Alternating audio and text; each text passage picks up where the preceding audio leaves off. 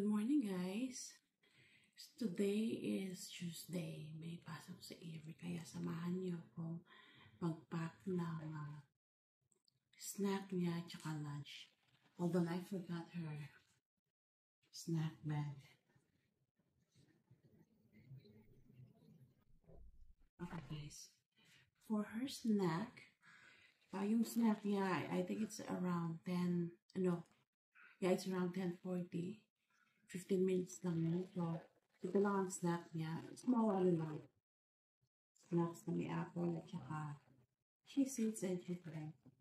Meron siyang snack pack dito. Ayan. Lagay lang natin ito. Konti lang po kasi 15 minutes lang. And every day I make sure I give her hand wipes. So, ito yung sa snack niya. And then around 12:20, yun ang lunchtime nila. So, bigyan ko ng water later. And then we have some mozzarella sticks here na 4. Gusto niyo ito guys. Hinitap ko na dun sa air fryer. So, ito na lang. So, we're just gonna put it here. And then meron siyang yogurt, the Danimals yogurt. Kailangan ko lagyan ng ice pack. Look at how cute is the ice pack, guys. So, and then meron siyang granola bar. It's a dark chocolate with almonds and rice crisps. And ang tawag dito, dark chocolate drizzle. Ito yung pang niya, dessert. Tapos nilalagyan ko siya ng piece. Ito ang butter coffee. I really like this. Tapos, hand wipes din. So, ganito lang guys. And I really like the lunch box niya kasi maraming space ng paglagyan. So, ito yung lunch niya. So, nung nabili ko to sa Amazon lang, it comes with a bag. Bibilhin mo. That's it for her snack time and for lunch. Talagyan ko lang ng tubig. Minsan binibigyan ko ng juice, kaya lang minsan hindi niya iniinom. She just wants water. So at 7:50, dadrop na namin siya. Okay guys, balikan ko kayo mamaya kasi gigisingin ko na siya.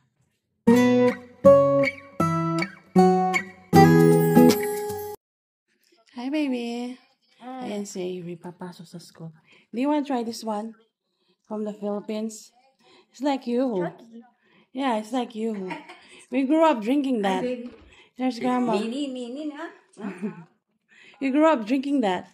But it gets smaller though. Because when we were younger, we used to drink this. It's like a like a size of a yoo-hoo.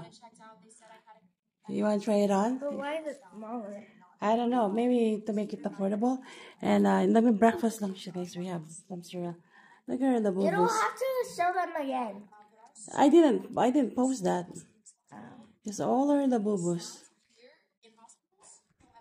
Ang mahal nito. Right? Mom, why is the Okay. straw paper? It's gonna eat breakfast. Do you need help? The straw is paper. It is a paper. That's how they use now in California. It's for whatever thing, environment, It's gonna something. get soggy. No, it's fine. Oh, you want the other one? Yeah. Oh yeah, the one that we have. Okay, let me get it. Because, guys, every single time I use a paper straw, it literally, like, breaks. Yeah. Look how, like, Oh yeah, bendy we went to this is. Disneyland, huh? And I think it broke there. Yeah, we went to Disneyland. Because in California, they use a paper straw. Okay, I want you to try it and let me know. Oh, remember, I gotta try it. Or I gotta try it first. Yeah, it's good. I don't really like it though. Because that's from the Philippines. Yeah, you like it? That's so good. It's good? Okay. Okay, finish your breakfast and then we have to drop you off, okay? Ah, you ready for school? Yeah, okay. Guess what? They're still calling him a convict. I know. It's just crazy. Like they're just so like dumb. They're so dumb. Avery, did you say bye to grandma? Bye. You got a kiss. You say kiss. You're going to school. Okay, bye. I miss you. Bye. Okay, guys, we're taking her to school. My daughter. It's so cold, my gosh. Okay, we're gonna take it to. I got it, babe. No. Huh? Oh my god, can I fit? I just need to avoid the Okay. smoke. Okay, I got it. Okay, we're gonna take her to school. Okay. Okay. You ready, baby? That tickled my lips. Can I have another kiss? Have a good day, baby. How about that? Dad, that bit in Hmm? that bit in the face. That I know. I'll throw it out. You have a good day, okay?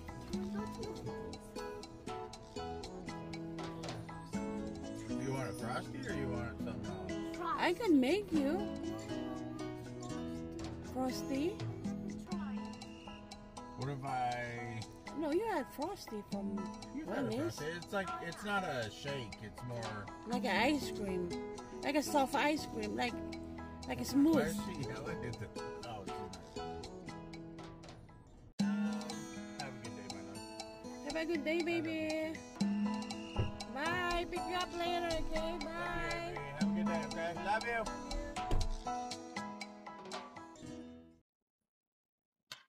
Ayan guys, nakabalik na kami from dropping off Avery at her school. Pero ako, dinrap off lang ni Greg kasi pumasok na siya sa work. Ano ba itong bitbit ko? It's a disposable feather duster. Magdadust ako ngayon guys. Nakaschedule akong magdust. Malikabok dito kasi nasa disyerto kami. Katira kami sa disyerto. Laging may alikabok. So, magdadas muna ako. And then, I think magpapadeliver na lang ako ng pagkain. Kasi ako lang mag-isa. Si nanay, nasa work na. And then, si Habi din, nag-work na si Avery, nasa school. I don't work because it's by choice. I think nabanggit ko na to sa mga nauna kong vlog. I used to work in a facility called Opportunity Village here in Las Vegas. Ano siya guys? Bali, we supervise PDW, those people with disabilities. Like may mga autistic, Down syndrome, mga schizophrenic, yung iba mga may traumatic brain injury, yung mga nabaldado, may cerebral palsy. Dito sa States, particularly here in Las Vegas, merong facility na gano'n na pwedeng magtrabaho yung mga disabled people, sinusweldohan. And overall din guys, dito sa States, kapag may disabled lang isang tao, nagsusweldo ang mga yon. Like those kids with Down syndrome or autism, or yung mga like I've said, may mga traumatic brain injury or kailang na disability, i-assess yun. Kapag na-reach mo yung criteria nila, nagsusweldo. I think they could get from $1,000 to $1,500. So, ang laki na nun ha. So, dito, yun ang maganda. Doon na pupunta yung ibang binabayaran namin taxes pang suporta sa mga disabled people. Dito sa Las Vegas, ganun yun. Ewan ko lang sa ibang state kasi iba-iba. So, dati ako nag-work doon but I decided to quit after giving birth. So, after my anong tawag doon? Yung 2-month maternity leave, me and my husband decided na mag-quit na lang kasi ayaw namin kumuha ng babysitter kasi nga mahal. Not only that, we don't trust people unless it's a family member. But everybody's working, so wala naman kaming makuwang mag-aalaga kay Avery. So ako na lang ang nag-quit kasi mas mataas ang sweldo ni Greg, my husband. So, since then, hindi na ako nag-work. That was May of 2018. Ngayon, hindi pa rin ako nag-work. I was looking for a job where I could go back to my old job. Kaya lang, ang problema, walang magsusundo kay Avery. She gets off at school at 3 p.m. Paano? So, yung schedule conflict. Kasi yung husband ko, he works in the retail. He's an assistant manager there. Yung schedule niya sa retail, paiba-iba. Paiba-ibang araw siyang pumapasok. Iba yung days off. And iba yung time. So, ang hirap. And then, anong tawag dito? Doon nag-work ako for, I think 6 years then, yeah. From 2012 to 2018, ng early 2018. Bago ako nanganak ako ng February 14, Valentine baby si Avery. So, bago ako nanganak, nag-quit, and then, yun. I think it's a blessing in disguise then kasi yung dad ko na bedridden, he passed away 2 years ago. Nagkaroon ng traumatic brain injury. He was bedridden for like almost 4 years until she passed away. Dito siya sa bahay. So, I took care of him and habang nasa work si nanay. But we have CNAs that come to our house. Meron din ganun dito, guys. Meron din program kapag hindi mo maalagaan ang parents mo or any family member, pwede mo silang ipasok sa in-home healthcare. Yes. Tapos yung insurance ang magbabayad. Nakakatulong yun kasi yung nurse, yung doctor, pumupunta dito. Merong CNA na nagpapaligo 3 times a week. Yun nga lang, walang nagbabantay. Pero malaking tulong yun, guys, ha. Never namin pinaliguan si tatay kasi nga bedridden, so bed bath lang yun. Yung mga CNA, yung mga nagpapaligo sa kanya sa bed. Ang hirap nun. And then you have to change and all that. But anyway, naikwento ko lang. So, kasi yung iba nagbabash. Ang dami ko nakikita yung mga pinapanood ko. Binabash nila yung mga bakit daw hindi nag-work. Yung nanay, ganyan. Guys, merong reason lahat yon. Tulad ko, by choice. By choice kaya hindi ako nag-work. So, magdadas muna ako, guys, okay?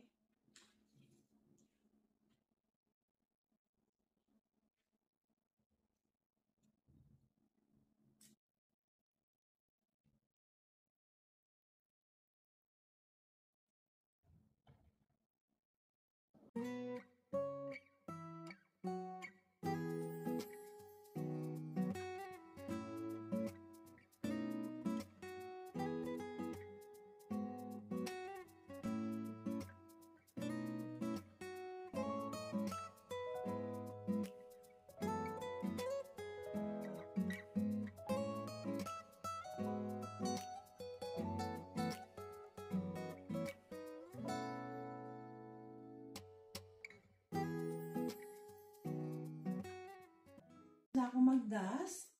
So, mag-vacuum muna ako. Buti meron ako nitong cordless vacuum. It's a Dyson V9. Mas madaling gamitin kesa dun sa may cord. Alam niyo guys, ayoko yung nag-vacuum. Kaya lang, no choice eh. Kailangan namin mag-vacuum.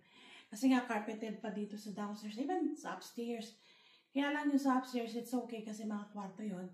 Dito sa downstairs, balak namin palit ng like wood tiles, kaya lang mahal. Nagpa-quote kami, it's like I think $5,000 to $7,000 dito lang sa living area namin. So, kailangan mo ng pag-ipunan yung guys ko. So, tiis muna sa pag-vacuum. Buti meron cordless na meron ganun din.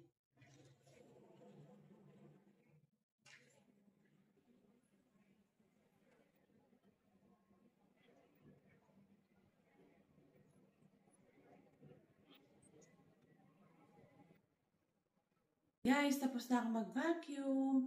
Hindi ko na pinakita lahat. Na-vacuum ko na ang lahat ng area dito sa living room. Bukas naman sa taas. But anyway, magpapahinga muna ako, magmimerienda ako. Right now, it's 9:38. So, magmimerienda muna ako, manunod ng K-drama. And then, mamaya for lunchtime, mag-order na lang ako, magpapadeliver na lang ako. DoorDash ang tawag dito or Uber Eats. Kasi ako lang mag-isa, so magpapadeliver na lang. Balikan ko kayo mamaya guys ha. Diyan lang kayo. Umuulan ngayon dito guys. Tingnan nyo. Hindi ganong umuulan dito sa Las Vegas, pero ngayon, kanina pang umaga, lakas ng ulan guys. Grabe. Dito kasi sa Las Vegas, hindi madalas umulan kasi nga disyerto. Kaya merong part dito sa Las Vegas kapag umulan, lumulubog. Asan guys, 1 minute lang ang ulan, lubog na. Doon sa mga banda sa street, I'm sure lubog doon kasi kanina pa umaga umulan. Pero ngayon, tingnan nyo ang lakas. I think may part din sa Mount Charleston. Merong bundok dito na tourist spot. Ang tawag Mount Charleston. Nag-i-snow sigurado doon. Ang lamig. Teriyaki Madner. Nagpa-deliver nila ako. So, order ako ng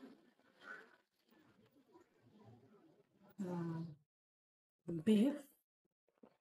Teriyaki beef with rice and noodles. Ayan siya guys. Ang sarap nito. Tapos, pwede mo siyang lagyan ng konting sauce. Nandun yung sauce na iwan ko doon. And then, may kasamang veggies. Ayan, kung nakikita nyo, ilagay ko na lang dito. Sarap to guys.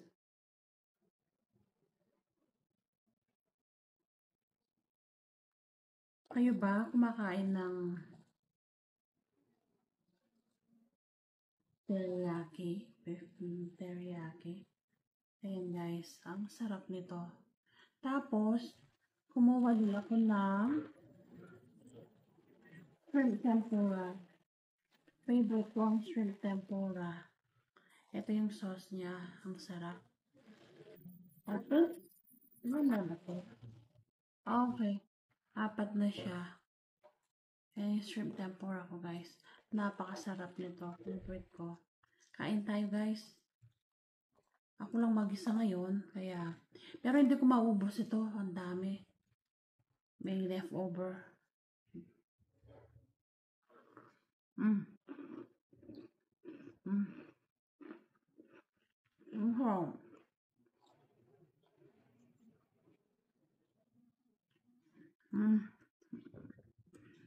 Kapag may birthday party sa amin, lagi ako nag-order ng ganito, like 50 pieces dito sa restaurant na to. Dati $1 lang, $1 lang, ngayon tumaas na $1.50. Tsaka minsan nag-order din kami ng beef na may kasamang noodles. Ang sarap nito guys, oh. O sige guys, kain muna ako ha. Thank you again sa pagsama sa akin. Next time na lang ulit. Bye!